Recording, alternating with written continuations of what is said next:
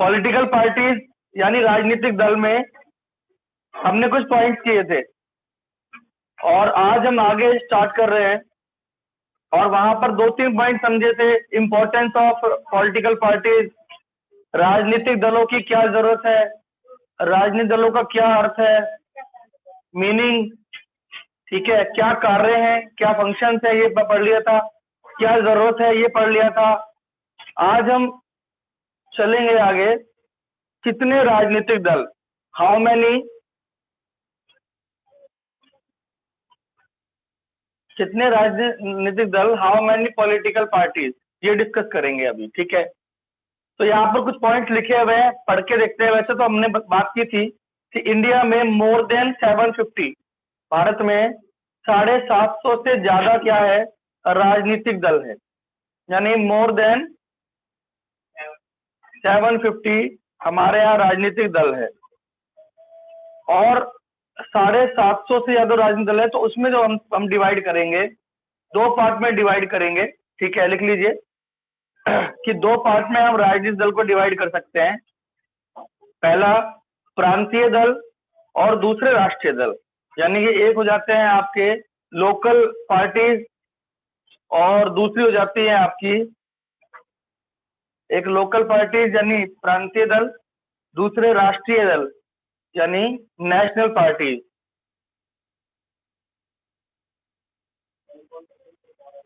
प्रांतीय दल जिनको लोकल पार्टीज कह देते हैं, प्रांतीय। राष्ट्रीय दल जिनको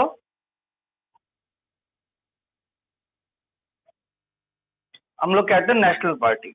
अब देखो यहाँ पर 2 चीजें हैं, नेशनल पार्टी कौन सी होती है और दूसरा क्या है,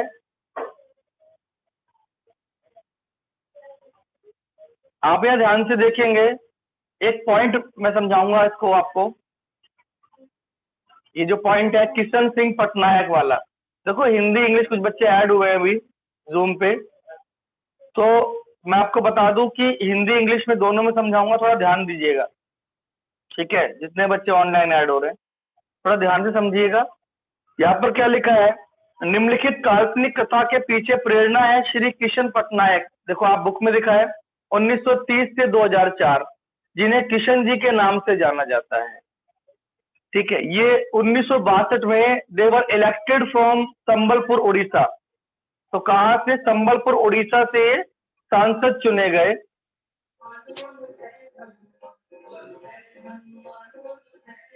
और इन्होंने स्टार्टिंग की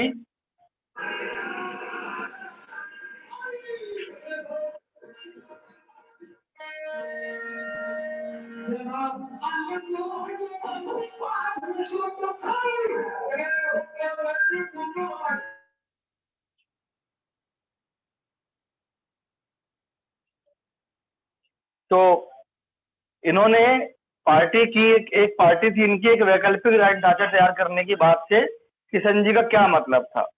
तो यहाँ अगर देखा जाए आंदोलनों की बात हो रही है, किसकी बात हो रही है।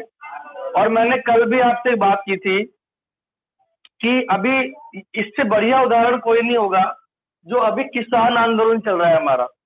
आप देख रहे हो दिल्ली के चारों तरफ किसान बैठे हुए हैं। अगर सरकार कोई कार्य करती है और उन किसानों के साथ Congress, CPI, communist Party of India, बहुत सारी पार्टियां उन किसानों के साथ मिलकर विरोध कर रही है, प्रोटेस्ट कर रही हैं, सभी किसानों के साथ उनका समर्थन कर रही हैं। कोई भी नया बिल लेकर आती है अगर कोई सरकार, तो उसका विरोध सबसे पहले कौन करती है, पॉलिटिकल पार्टीज करती है। सरकार का काम क्या होता है ना, सरकार का काम होता है कानूनों को बनाना। और एक बार वो कानून बन गए तो विपक्ष का काम क्या होता है, देखो हर चीजों के कुछ फायदे होते हैं, कुछ नुकसान होते हैं। ये बिल आया है, जो किसान बिल आया है, इसमें सब कुछ ठीक नहीं है और सब कुछ खराब नहीं है ना। तो अब सरकार का क्या कार्य होता है, वो पहले क्या बनाती लॉ बनाती है, कानून बनाती है। और जब वो उन लॉ और कानूनों को बनाती है, तो उन लॉ और कानूनों को बनाने के बाद विपक्ष का काम होता है कि उन कानूनों की कमियां निकालना, है ना। तो इन द एंड फायदा किसका होता है, पब्लिक का, जनता का फायदा होता है ना। क्योंकि जनता इतनी अगर समझदार, इतनी समझदार तो सभी नहीं है, कि लॉ को अच्छे से समझ ले वो। अब जो अभी जो बिल आए हैं उन बिल के बहुत सारे आर्टिकल्स हैं, क्या हमने वो बिल पढ़ा है? नहीं। हम तो क्या, हम कैसे समझ पाते हैं उस बिल को? हम केवल समझ पाते हैं तब जब हम उनको देखते हैं, न्यूज चैनल पे डिबेट होती है तब कुछ समझ में आता है। जब किस पर आती है डिबेट? न्यूज चैनल्स पर, है ना। अभी डिबेट चल रही है न्यूज चैनल्स पर, विरोध चल रहा है, तो हम कुछ समझ पा रहे हैं इसके बारे में, किसान कानूनों के बारे में। अगर विपक्ष ना होता तो क्या ये बहस होती? नहीं होती। और अगर ये बहस ना होती तो क्या हम समझ पाते कि वास्तव में किसान बिल क्या है? जब 370-35 पे खत्म हुआ तब भी बहस हुई बहुत सारी, किस पर? टीवी पर, है ना। और हम उसके बारे में हमें जानने का तब भी मौका मिला। तो जो दल है, यानी जो पार्टीज हैं, वो पार्टीज इसलिए भी इंपॉर्टेंट है, इसलिए भी पार्टीज बहुत ज्यादा इंपॉर्टेंट है कि वो जो देश में हो रहा है उसके बारे में हमें बताती हैं। अब दोनों पार्टी, दो तरह की पार्टी हो गई। पहली वो जिन्होंने सरकार बना ली, विच आर इन गवर्नमेंट, जैसे बीजेपी है इस समय किसमें? गवर्नमेंट में है। तो सरकार बनाने वाली पार्टी कौन सी है? बीजेपी। और बाकी सारी पार्टी जो हो गई वो विपक्ष में हो गई, यानी वो उसमें हो गई आपकी जो प्रोटेस्ट कर रही है ना, अपोजिशन बोल देते हैं उसको, तो अपोजिशन में होगी बाकी सारी पार्टी। समझ आ रहा है कि नहीं आ रहा है? चलिए आगे बढ़ लेते हैं। तो यहाँ पर आंदोलनों की बात हो रही है कि जो आंदोलन हो रहे हैं, आपने देखा होगा आपके समय में ही एक नई पार्टी बनी थी, आम आदमी पार्टी, है ना। और वो आम आदमी पार्टी क्यों बनी थी? आंदोलन के बाद बनी थी। अन्ना हजारे ने एक आंदोलन किया था और उसके बाद एक पार्टी बनी थी। ऐसे ही है कि नहीं है ना। तो आंदोलनों के बाद पार्टी भी बनती है। भारतीय राष्ट्र लिख लो, कुछ पॉइंट लिख लो। भारतीय राष्ट्रीय कांग्रेस की स्थापना 1885 में हुई थी।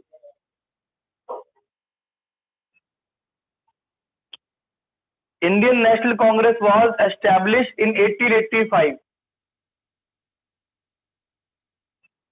तो 1850 में भारतीय राष्ट्रीय कांग्रेस की स्थापना हुई थी बेटा, 1885। अब यहां देखो, हेडिंग लिख लीजिए, टाइप्स ऑफ डेमोक्रेसी। वो टाइप्स ऑफ डेमोक्रेसी ना लिख के ये लिखना, एक दलीय शासन व्यवस्था, द्विदलीय शासन व्यवस्था और बहुदलीय शासन व्यवस्था। इट मीन्स पहला हो जाएगा आपका क्या? One party system, two party system and poly party system, है ना। तो एक दलीय व्यवस्था का मतलब क्या हो गया? देखो यहाँ पर आप देख पा रहे होंगे, जितने भी बच्चे हैं अपनी बुक में भी देखो, और जो ऑनलाइन है वो यहाँ देखो। आप ये देखो, मैं जो अंडरलाइन कर रहा हूँ, इतने पॉइंट को पढ़ेंगे पहले। क्या बोल रहा है ये? चीन में सिर्फ कम्युनिस्ट पार्टी को शासन करने की आजादी है ना। देखो आप अपनी बुक में देखो जरा, ये चीन है, अरे इधर नहीं, पीछे जाओ अभी। चीन में केवल एक पार्टी है, कम्युनिस्ट पार्टी ऑफ चाइना। मिला? नहीं मिला?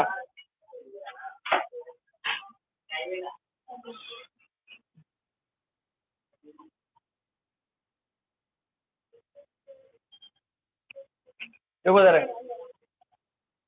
यहाँ नीचे नीचे उस तरफ, हाँ हाँ। तो चीन में सिर्फ कम्युनिस्ट पार्टी है, CPC, communist Party of China. केवल एक पार्टी शासन कर रही है किसके अंदर? चीन के अंदर।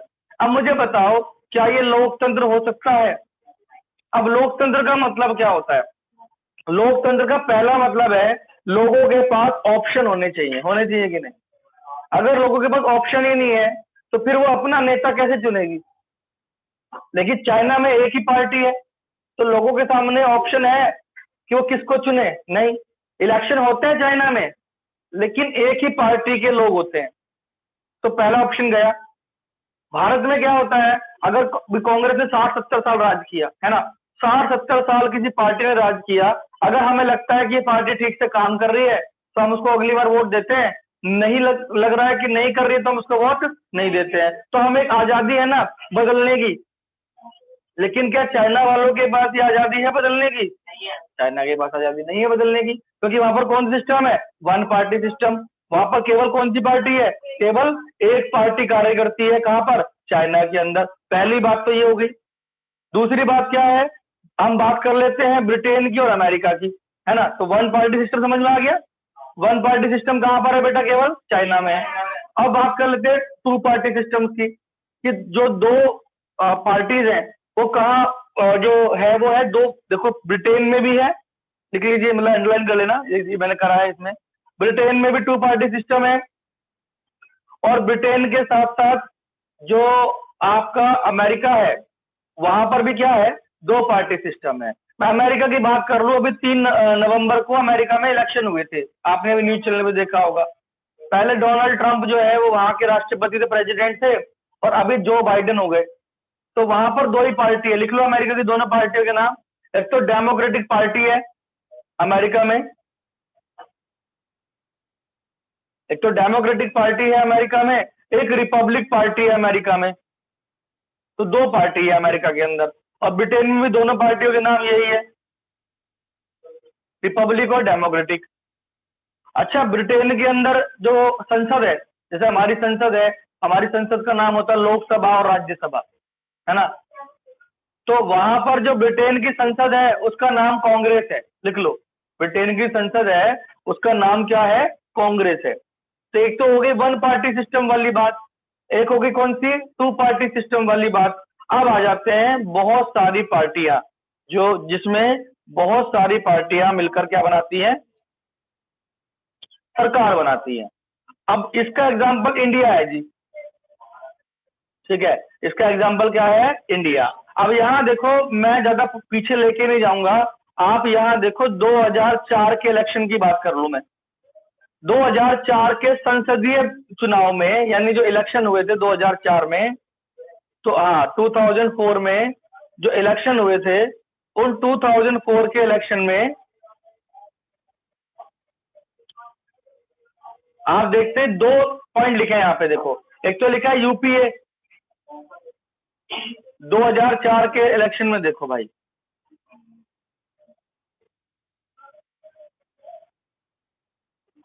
2004 में जो इलेक्शन हुआ था उसमें देखो दो पॉइंट यहाँ आपके इंपॉर्टेंट मिल गए आपको। एक तो यूपीए क्या होता है, फुल फॉर्म देखो हिंदी में लिखी है, राष्ट्रीय जनतांत्रिक गठबंधन। तीन मिल गए बल्कि, राष्ट्रीय जनतांत्रिक गठबंधन, ठीक है। इसको इंग्लिश में बोलते हैं यूपीए, है ना। क्या बोलते हैं इसको? यूपीए, है ना। नहीं, एनडीए बोलते हैं इंग्लिश में। क्या बोलते हैं इसको? एनडीए। एनडीए देखो, नेशनल डेमोक्रेटिक अलायंस। जो बीजेपी वाला है ना वो एनडीए है, बीजेपी वाला दल कौन सा है? एनडीए, राष्ट्रीय जनतांत्रिक गठबंधन। ये गठबंधन क्या है? पूरे देश में चुनाव लड़ना है, तो ये पूरे देश में हम लोग इलेक्शन लड़ेंगे, तो क्या हम अकेले लड़ सकते हैं? पूरे देश में इलेक्शन लड़ने के लिए बीजेपी है या कांग्रेस है, किसी एक राज्य में उसका दबदबा है, दूसरे में नहीं, तीसरे में नहीं है। तो वो क्या करती है, कांग्रेस क्या करती है, अपने जैसी पार्टियां या जो पार्टीज उसके साथ मिलकर इलेक्शन लड़ना चाहती हैं, उनके साथ मिलकर इलेक्शन लड़ लेती है। कौन? कांग्रेस है या बीजेपी है। Example, for example, BJP Punjab में अकाली दल के साथ मिलकर इलेक्शन लड़ती थी। पंजाब के अंदर आपका एक अपना दल है यूपी के अंदर, उसके साथ मिलकर इलेक्शन लड़ती है। पहले महाराष्ट्र में शिवसेना था, उसके साथ मिलकर इलेक्शन लड़ते थे ये लोग। तो इस तरह से पूरा पूरा अलायंस, गठबंधन करते थे, कई पार्टी मिलकर गठबंधन कर लेती थी और उसके बाद चुनाव लड़ते थे। उसको बोलते हैं गठबंधन यानी अलायंस, ठीक है। तो भारत में तीन मुख्य अलायंस हैं, कितने? ये 2004 के अकॉर्डिंग है, 2014 में तो दो ही बचे थे, यूपीए और एनडीए, ठीक है। 2019 में भी दो ने लड़ा केवल, यूपीए और एनडीए। मगर बुक 2006 की है, इसलिए आपको थोड़ा प्रॉब्लम हो रहा होगा। यूपीए, एनडीए का फुल फॉर्म हो गया national democratic alliance, national democratic alliance. और इसमें एक लाइन लिख लेंगे आप, बीजेपी और सहयोगी दल, है ना। क्या लिखेंगे? बीजेपी और सहयोगी दल, यानी बीजेपी और उसके साथी पार्टियां, BJP and related party.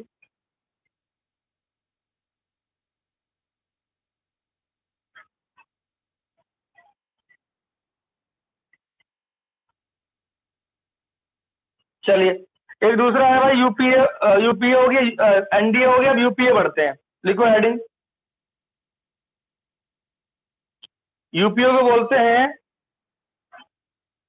United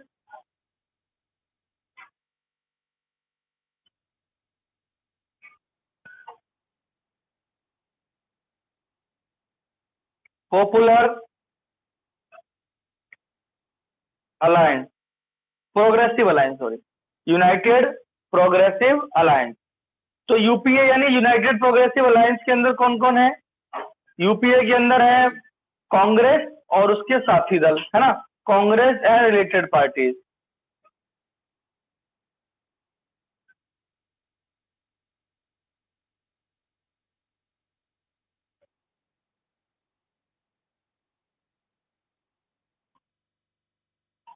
ठीक है। एक था लेफ्ट, थर्ड था वाम मोर्चा, आपने देख रहे होंगे, लिखा होगा आपकी बुक में। थर्ड था बेटा वाम मोर्चा, इसको लेफ्ट बोल देते हैं इंग्लिश में, लेफ्ट।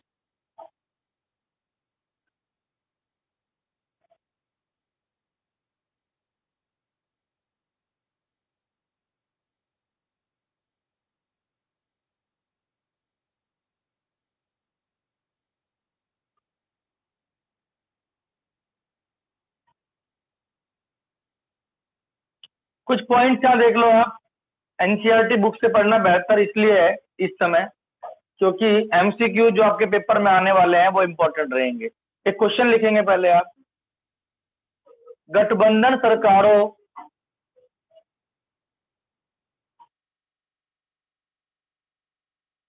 और बाहर से समर्थन में क्या अंतर है? समर्थन में क्या अंतर है? हिंदी वाले इंग्लिश वाले लिखेंगे, difference between alliance and support from outside. तो अलायंस क्या होती है, गठबंधन क्या होता है? देखो सारे नोट्स में दूंगा आपको, लेकिन पहले समझ लो गठबंधन क्या होता है। और दूसरा, दूसरी क्या बात की हमने, बाहर से समर्थन। जैसे मान लो इलेक्शन होने वाले हैं, तो इलेक्शन होने से पहले ही अगर कोई पार्टी आपस में मिलकर तय कर ले कि उन्हें कितनी सीटों पर चुनाव लड़ना है, इलेक्शन शुरू होने से पहले ही अगर पार्टीज ये तय कर लें कि उन्हें कितनी सीटों पर चुनाव लड़ना है, तो इसको तो बोल देते हैं गठबंधन। जैसे 50 सीटें हैं, 500 सीटें हैं पूरे भारत में, और दो पार्टी ने मिलकर आपस में गठबंधन कर लिया, अलायंस कर लिया। तो एक पार्टी ने कहा कि भाई अब मैं आपको 200 सीट देता हूँ, 300 सीट पे मैं लड़ूंगा। तो 300 पे वो लड़ा इलेक्शन, 200 पर वो लड़े इलेक्शन। उसके बाद इलेक्शन खत्म हो गए, और जैसे इलेक्शन खत्म हुए तो उन्होंने सरकार मान लो बना ली, तो पहले से जुड़ गए, तो क्या बोल देते हैं इसको, गठबंधन। अब दूसरा क्या है, बाहर से समर्थन क्या है, अलग अलग इलेक्शन लड़ते हैं। जैसे दो पार्टी है, उन्होंने अलग अलग इलेक्शन लड़ लिए, जब अलग अलग इलेक्शन लड़ लिए तो उसके बाद उन्होंने क्या किया कि बाद में उनके वोट्स अच्छे आ गए, तो उन्होंने मिलकर सरकार बना ली। तो पहले कोई नीति तय नहीं हो रही है, पहले कुछ तय नहीं हो रहा है, एक तो तरीका ये है डिफरेंस करने का। दूसरा तरीका क्या है कि मान लो कि दो पार्टीज हैं, ठीक है ना, और एक पार्टी की ज्यादा सीटें हैं, मान लो एक पार्टी की 262 सीटें हैं, 262। इंडिया में जो बहुमत होता है, यानी इंडिया में जो जादुई आंकड़ा कहते हैं जिससे सरकार बनती है, वो 272 का है। कितना है? हाँ, जितनी हमारी सीटें है ना, उन सीटों का जो अगर मैं बात करूं, ठीक है, एक सेकेंड, हेलो, हेलो,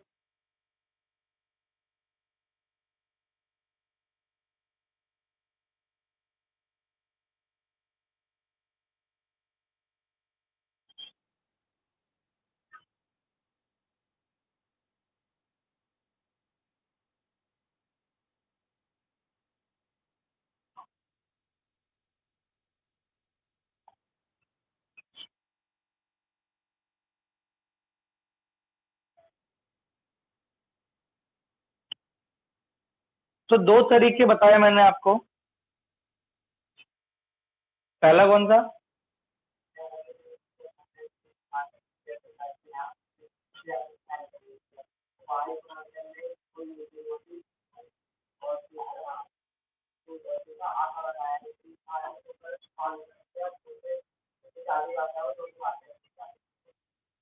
हम्म।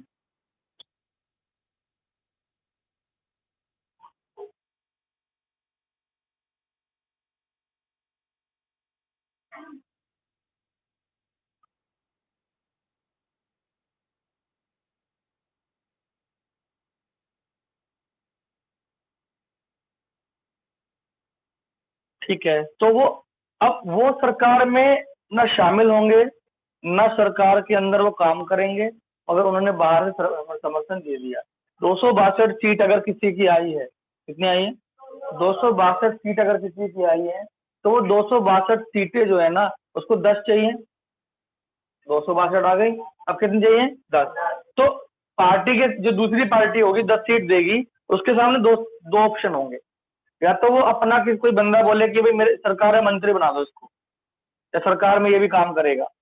तो अगर ऐसा बोलेगी तो गठबंधन, और अगर वो बोलेगी भाई हमने आपको 10 सीट दे दी, समर्थन करेंगे आपका, लेकिन हमें सरकार में कार्य नहीं करना, काम तुम करते रहो, जब बिल वगैरह आएगा समर्थन हम दे देंगे। तो वो होते बाहर से समर्थन, यानी सरकार में काम नहीं करना। तो क्या होता है? बाहर से समर्थन होता है। समझ आ रहा है या नहीं आ रहा है? चलिए आगे बढ़ते हैं। अब यहाँ राजनीतिक दलों में जन भागीदारी, एक बार आप पढ़ेंगे, कुछ नहीं है इसके अंदर।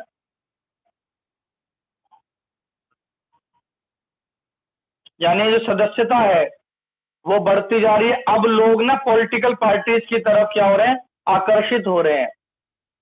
पहले लोग ना पॉलिटिकल पार्टीज की तरफ आकर्षित नहीं हो रहे। देखो ये क्या है? एक आईना आंकड़ों का, देख रहे हो आप? नीचे लिखा है एक आईना आंकड़ों का। 27% कनाडावासी मानते हैं कि लिबरल्स को सत्ता में होना चाहिए। 35% कनाडावासी मानते हैं कि कंजर्वेटिव्स को सत्ता में होना चाहिए। 98% कनाडावासी मानते हैं कि सभी राजनेताओं को एक बहुत बड़े कार की डिक्की में बंद करके उसे नियाग्रा जलप्रपात में फेंक देना चाहिए। सारे चोर हैं। समझ आ रहा है? तो यहाँ पर ये देखो, कनाडा की दो पार्टी, ये कनाडा की दो पार्टीज हैं। लिबरल्स, कनाडा में दो पार्टीज हैं बेटा, एक लिबरल्स है और दूसरे कौन है? कंजर्वेटिव। लिबरल्स और कंजर्वेटिव। अब देखो ये बहुत महत्वपूर्ण प्रश्न है, बहुत इंपॉर्टेंट क्वेश्चन है, जो अगला हम डिस्कस करने वाले हैं। लिखा है राष्ट्रीय दल, क्या लिखा है? राष्ट्रीय दल एंड नेशनल पार्टी, है ना? तो भारत में तो बहुत सारे राष्ट्रीय दल है वैसे, मगर एक बात से पढ़ेंगे, ये जितना भी हम पढ़ रहे हैं 2006 के अकॉर्डिंग पढ़ रहे हैं, 2004 के अकॉर्डिंग पढ़ रहे हैं, ठीक है? क्योंकि इसमें आपको आम आदमी पार्टी का जिक्र नहीं मिलेगा, आपको बहुत सारी नई पार्टी का जिक्र नहीं मिलेगा, क्योंकि ये ऐसी ऐसी हैं जो बिल्कुल नई है। राष्ट्रीय दल कौन से हो गए? यहाँ पर दो पॉइंट आप ध्यान रखना कि दल कैसे बनते हैं। पहले क्वेश्चन लिखेंगे, दल कैसे बनते हैं।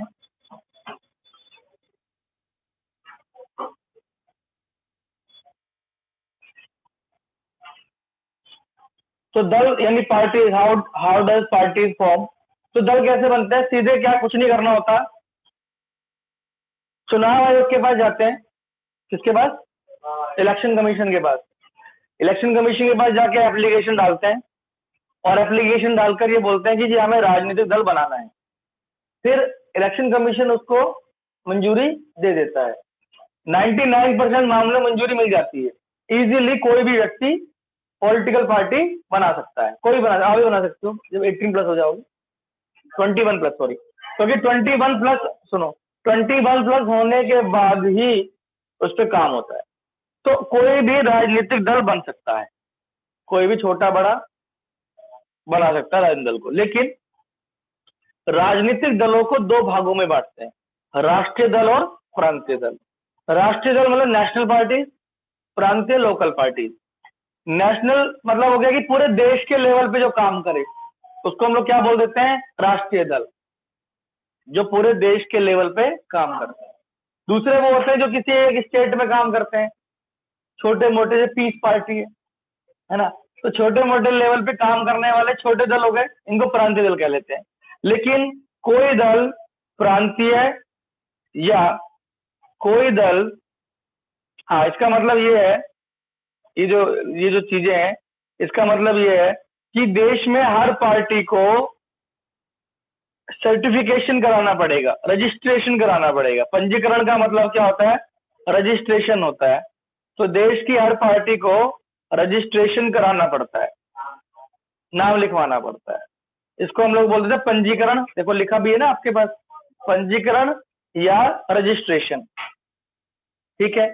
इन्हें अलग चुनाव चिन्ह, देखो है ना, चुनाव चिन्ह सबके अलग अलग है। मैं आपको बता दूं एक पार्टी का नाम जिसने बहुत सारे चुनाव चिन्ह बदले हैं। पहले एक पार्टी थी, कांग्रेस पार्टी थी, उसका जो चुनाव चिन्ह था वो एक तरीके से पहले दो बैलों की जोड़ी था। पहले क्या था, वो दो बैलों की जोड़ी था। जो चुनाव चिन्ह था वो दो बैलों की जोड़ी था। हाँ जी,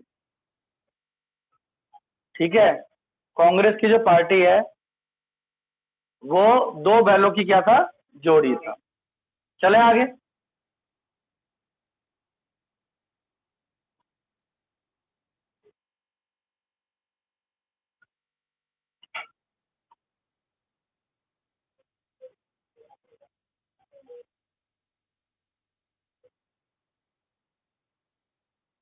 और अभी क्या है उसका चुनाव चिन्ह,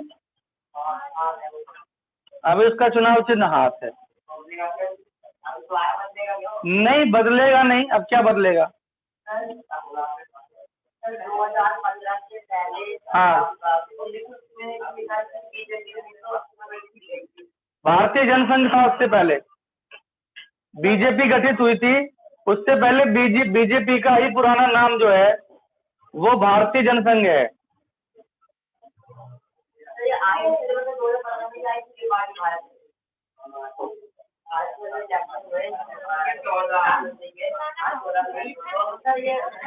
क्यों 1999 में नहीं आए थे अटल बिहारी वाजपेयी भाई? 1999 में, अभी वही पहुंचेंगे, रुक के जाओ, वही जा रहे हैं।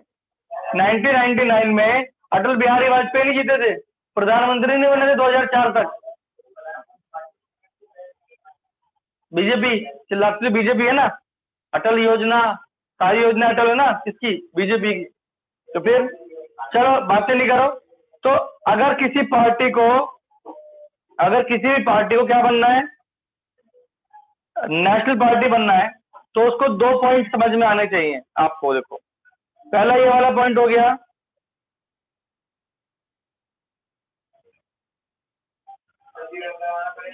पंजीकरण तो कराना ही पड़ेगा तभी पॉलिटिकल पार्टी बनेगी बेटा। यहाँ जो पहला पॉइंट आ रहा है वो है, जब कोई पार्टी, यहाँ से पहला पॉइंट बनेगा, जब कोई पार्टी विधानसभा के चुनाव में पड़े कुल मतों का 6%, मिला, ऊपर ही है, 6 ढूंढ लो पता लग जाएगा। मिल गया, हाँ। तो क्या लिखा है, जब कोई पार्टी विधानसभा के चुनाव में पड़े कुल मतों का 6% या उससे अधिक हिस्सा हासिल कर लेती है और कम से कम 2 सीटों पर जीत दर्ज करती है, तो उसे अपने राज्य के राजनीतिक दल के रूप में मान्यता मिल जाती है। लेकिन अगर कोई, आगे बढ़ रहा हूं, लेकिन अगर कोई दल लोकसभा चुनाव में पड़े कुल वोट का अथवा 4 राज्यों के विधानसभा चुनाव में पड़े कुल वोटों का 6% हासिल कर लेती है और लोकसभा में कम से कम 4 सीटों पर जीत दर्ज करती है, तो उसे राष्ट्रीय दल की मान्यता मिल जाती है। 2 प्रकार के दल होते हैं, एक तो राष्ट्रीय दल और एक प्रांतीय दल। तो अगर प्रांतीय दल बनना है, देखो एक तो होते हैं विधानसभा के इलेक्शन, किसके होते हैं, विधानसभा के इलेक्शन से बनता है सीएम, चीफ मिनिस्टर। और लोकसभा के इलेक्शन से बनता है पीएम, प्राइम मिनिस्टर। समझ आ रहा है? दोनों बनते एक तरीके से ही हैं। अगर लोकसभा है तो लोकसभा से बनेगा सीएम, और विधानसभा से बनेगा सीएम, और लोकसभा से बनेगा पीएम। तो अगर कोई पार्टी विधानसभा के इलेक्शन लड़ती है, जैसे दिल्ली में बीजेपी लड़ी विधानसभा का, लोकसभा में सीट लड़ी दिल्ली में बीजेपी, तो सातों सीट जीत गई। भाई दिल्ली में लोकसभा कितनी सीटें हैं? 7। तो सातों की सातों सीटें बीजेपी ने जीती। और विधानसभा में 7 8 ही जीती, 8 ही जीती। 62 63 कौन जीती? आम आदमी पार्टी। अब इससे क्या समझ में आता है? इससे समझ में आता है कि जनता पीएम तो वही देखना चाहती है, मगर सीएम भी यही देखना चाहती है। यानी पीएम का इलेक्शन होगा तो हम उस तरह से वोट करेंगे, सीएम का इलेक्शन होगा तो हम इस तरह से वोट करेंगे। समझ आ रहा है कि नहीं आ रहा है? तो देश को के लोगों को अच्छे से पता है राजनीति के बारे में, इसका मतलब। तो यहाँ पर अगर 6% वोट विधानसभा में, कितने परसेंट? 6% विधानसभा में और 2 सीट मिल जाए तो प्रांतीय दल मिल जाए, बन जाता है, लोकल पार्टी बन सकता है। और अगर लोकसभा में 4 सीटें और 6% वोट मिल जाए तो राष्ट्रीय पार्टी बन जाता है। समझ आ रहा है कि नहीं आ रहा है? तो प्रांतीय पार्टी के लिए विधानसभा का इलेक्शन जरूरी है। लिख लो एक लाइन। किसी भी पार्टी को प्रांतीय पार्टी बनने के लिए, प्रांतीय पार्टी बनने के लिए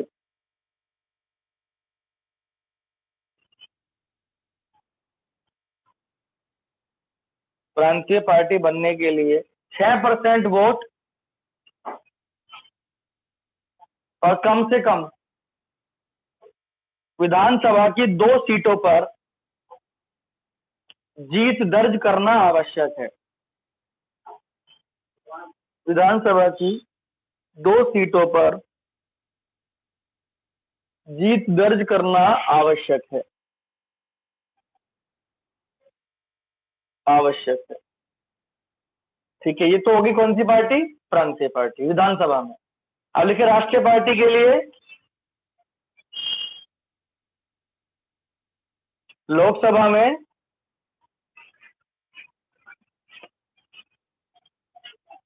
कुल वोटों का 6%,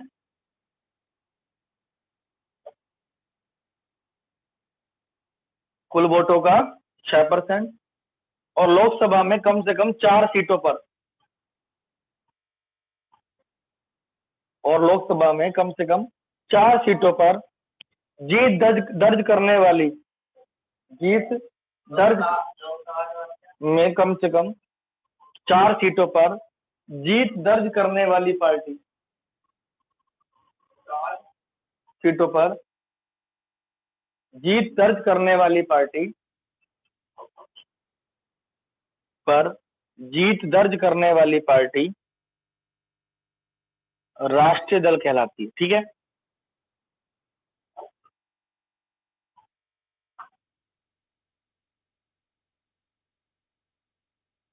तो यहाँ समझ आ रहा है कि नहीं आया? एक विधानसभा में 6% 2 सीटें, और एक लोकसभा में 6% 4 सीटें। अब जो यहाँ पढ़ेंगे 2017 के अकॉर्डिंग पढ़ेंगे, किसके अकॉर्डिंग? हाँ, 6% चाहिए दोनों में, विधानसभा में भी लोकसभा में भी। 6% वोट, हाँ, 4 राज्यों में। आगे बढ़ते हैं। 7 लिख लो, लिखना क्या है? एक पॉइंट लिख लो बस। 2017 में देश में 7 राष्ट्रीय दल मान्यता प्राप्त थे। 7 नेशनल पार्टी थी देश के अंदर। हाँ जी, 2017 में देश में 7 राष्ट्रीय दल थे, 7 नेशनल पार्टी थी। तो एक बढ़ा देते हैं, जल्दी आगे। खुशी गुप्ता, क्लास एंडिंग पे है, 5 मिनट बचे हैं क्लास के। कॉन्ग्रेचुलेशन। आगे बढ़ते हैं। पहला है ऑल इंडिया तृणमूल कांग्रेस। कोई नहीं, यूट्यूब पे स्ट्रीमिंग होगी इसकी, यूट्यूब से देख लेना। पहला है ऑल इंडिया तृणमूल कांग्रेस, ठीक है, तृणमूल कांग्रेस।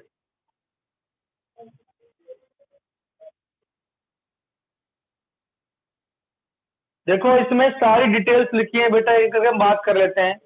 1 जनवरी 1998 को ममता बनर्जी, है ना, 1998 को ममता बनर्जी के नेतृत्व में सरकार बनी थी पार्टी, ठीक है, और 2016 में इसे राष्ट्रीय दल के रूप में मान्यता प्राप्त हुई। इसका जो चिन्ह है वो है पुष्प यानी फूल, पुष्प और तृण, पुष्प और तृण, ये पार्टी का प्रतीक है। अब यहां देखो, यह पार्टी 2011 से पश्चिम बंगाल में सत्ता में है, 2011 से। अब 21 में दोबारा चुनाव होंगे ना, 21 में बंगाल में दोबारा चुनाव होंगे। 10 साल लगातार ममता बनर्जी वहां की मुख्यमंत्री रही हैं, लगातार 2 बार, है ना। 2000 देखो अरुणाचल प्रदेश ये कहाँ पर है, ये पार्टी कहाँ पर है देख लो, अंडरलाइन कर लेना बेटा। अरुणाचल में है, मणिपुर में है और त्रिपुरा में है। अरुणाचल, मणिपुर और त्रिपुरा, इन 3 जगह पर ये पार्टी है, ठीक है। एक ये देखो 3 पॉइंट हो गए, कब बनी, इसका चुनाव चिन्ह क्या है और कहां पर ये पार्टी है। और नीचे देखो 2019 में हुए आम चुनावों में से 4.07% वोट मिले और 22 सीटों पर जीत हासिल की इसने 2019 में। 2019 आपके पास पुरानी बुक है ना, मेरे पास नई वाली है, तो नया डाटा लिखो। मैं जो बोल 22 सीटें हैं, तो फिर मैं 19 की बात कर रहा हूँ। बनी थी 1998 में, 1 जनवरी 1998 में। मैं आपको सही डाटा दे रहा हूँ, एक्यूरेट लिख लो। 2019 में 4.07% वोट मिले और 22 सीटों पर इसने जीत हासिल की बेटा। 2019 में इसे 4.07% वोट मिले और 22 सीटों पर जीत हासिल की,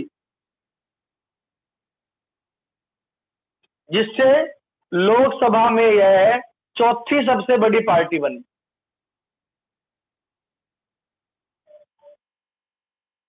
जिससे लोकसभा में यह 4थी सबसे बड़ी पार्टी बनी। अब आपको एक काम करना है, वैसे हम डिस्कस लोकसभा हम अगली क्लास में डिस्कस करेंगे इसको यहां से।